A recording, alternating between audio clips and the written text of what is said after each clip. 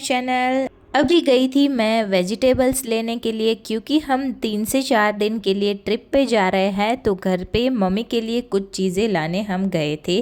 और अभी मेरे हस्बैंड की फरमाइश थी कि विंटर वाला स्पेशल सरसों साग और मक्के की रोटी तुम बनाओ। और मुझे काफ़ी और तैयारियां भी करनी थी, लेकिन कोई नहीं, उनकी फरमाइश को मैंने सर आंखों पर ले लिया। और अभी मैं तैयार कर रही हूँ डिनर। बाद में मैं आपके साथ बहुत सारी चीज़ें शेयर करने वाली हूँ, तो वीडियो के अंत तक बने रहिएगा।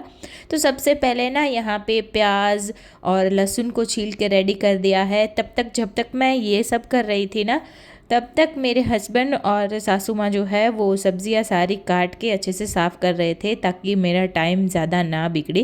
क्योंकि जब भी हम कुछ भी चीज़ लेने के लिए बाहर जाते हैं ना, बहुत ज़्यादा टाइम लग ही जाता है।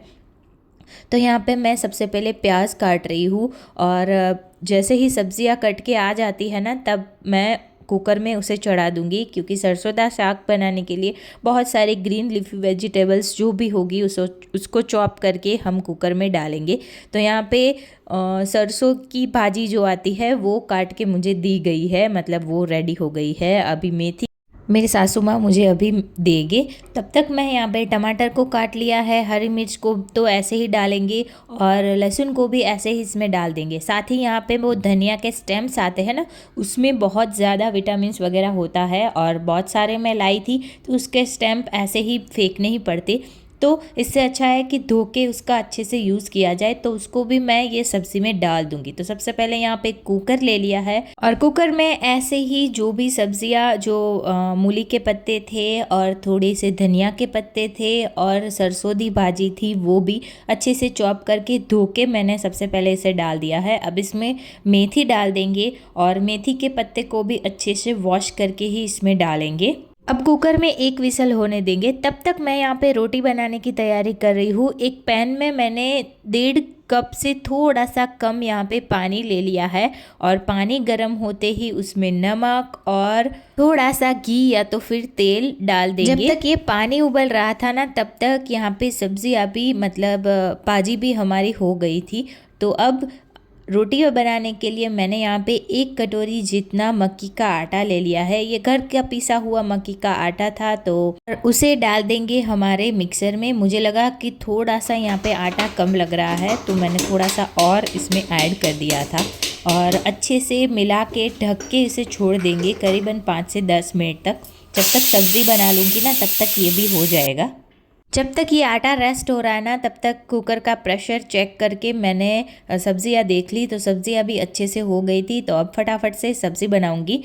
अब जो सब्जियां है ना, उसको अच्छे से मिक्स करने के लिए मैशर भी यूज़ कर सकते हो, मिक्सी में भी डाल सकते हो, ऐसे मेरी तरह हैंड ब्लेंडर भी यूज़ कर सकते हो। मैं तो हैंड ब्लेंडर से ऐसे 1 आध मिनट तक ऐसे करोगे ना, फटाफट से अच्छी सी ग्रेवी जैसी सब्ज़ी बना वो तैयार हो जाएंगी। वैसे ये मैं सब्ज़ी ना सिर्फ दूसरी बार ही बना रही हूँ, मेरे घर में इतनी ज़्यादा नहीं बनती। अब इसमें ऐड कर दिया था मक्की का आटा, और नहीं है तो बेसन भी यूज़ कर सकते हैं, लेकिन आज मक्की का आटा था इसलिए मैंने मक्की का आटा ही यूज़ किया है। और अच्छे से थोड़ी सी थिक ग्रेवी बने ना, उतना आटा डालना रहता है, पर अप्रोक्सीमेटली 3 से 4 चम्मच में हो जाता है।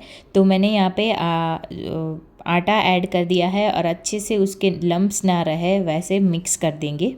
अब सब्ज़ी बनाने के लिए तेल ले लिया है। तेल में फटाफट से जीरा डाल दिया था, और सूखे मसाले आप डालना चाहो तो डाल सकते हो। मैंने यहाँ पे सिर्फ लाल मिर्ची ऐड की थी। और लाल मिर्च और जीरा अच्छे से हो जाए, उसमें थोड़ी सी हींग डाल देंगे। हींग डालने के बाद सबसे पहले यहाँ पे जाएगी प्याज, और प्याज को अच्छे से हम भून लेंगे। इस स्टेज पे आपको अदरक मिर्च लहसुन की पेस्ट डालनी है तो डाल सकते हैं। मैंने नहीं डाली थी, क्योंकि मैंने सारी सब्जियों में ही सब कुछ डाल दिया था। तो यहाँ पे प्याज को डाल दी है, और प्याज हो जाए तब टमाटर ऐड कर देंगे। एंड ऑफ कोर्स टमाटर आया है तो फटाफट से नमक ऐड कर देंगे। इन सब को अच्छे से पकाना है जब तक एकदम मैशी सा हो जाए तब तक। फिर इसमें मसाले ऐड करेंगे। सबसे पहले यहाँ पे धनिया जीरा पाउडर ऐड कर दिया है, थोड़ी सी इसमें हल्दी ऐड कर देंगे और लाल मिर्च पाउडर तीखेपन के अनुसार, उसमें कितनी मिर्च डाली है उस हिसाब से मैंने डाल दिया था। थोड़ी सी हल्दी भी डाल दी थी और थोड़ा सा यहाँ पे किचन किंग मसाला भी मैंने इसमें ऐड कर दिया है। इन सारी चीज़ों को अच्छे से मिक्स कर देंगे और अच्छे से पकने के लिए छोड़ देंगे। जब तक ये हो रहा था ना, साइड बाय साइड यहाँ पे मैं मक्की का आटा भी लगा रही थी, जो हमारा अच्छे से रेस्ट हो गया था ना, उसको मैंने अच्छे से, मतलब क्रैक्स ना रहे ना वैसे नीड कर लिया था। और यहाँ पे प्याज और टमाटर की पेस्ट भी हो गई थी, तो इसमें सब्ज़ी डाल दी। मैंने थोड़ा सा चखा, मुझे थोड़ा सा नमक इसमें कम लगा, तो मैंने नमक भी इसमें ऐड कर दिया था और अच्छे से 2 से 3 मिनट तक उबलने के लिए छोड़ देंगे ताकि बेसन अच्छे से पक जाए। तो मैंने उसको बाजू वाले गैस में छोड़ दिया था और तब तक मैं मक्की की आटे की रोटी बनाने लगी थी। और मैं ना इसमें मास्टर नहीं हूँ, फ्रेंकली बताऊँ तो मैं ये दूसरी तीसरी बार ही बना रही हूँ मक्की की आटे की रोटी। तो इसी तरीके से बनाती हूँ जैसे रोटी बनाते हैं ना वैसे ही, पर उसको ना रोटी बेलने के लिए जो सूखा आटा लेते हैं ना, वो बस गेहूं का आटा ही लेती हूँ, इसलिए ना अच्छे से बेल पाती है। और ऊपर से ऐसे चाहो ना तो आप घी या ऑयल लगा सकते हो। कुछ रोटी में मैं लगाती हूँ, कुछ में नहीं लगाती। तो इस तरीके से थोड़ा सा घी लगा के दोनों साइड से अच्छे से जैसे रोटी सेकते हैं उसी तरीके से सेक लेंगे। तो यहाँ पे तैयार है मेरा डिनर, सरसों दा साग और मक्के दी रोटी। मैं टेस्ट कर रही हूँ, मुझे बहुत अच्छा लगा। फ्रेंकली बताऊँ तो मुझे नहीं लगा कि मैं ये सिर्फ से दूसरी बार या तीसरी बार ही ट्राई कर रही हूँ। बहुत ही अच्छा बनता है। विंटर्स में ये सारी वेजिटेबल्स जो है वो हेल्थ के लिए भी अच्छी है।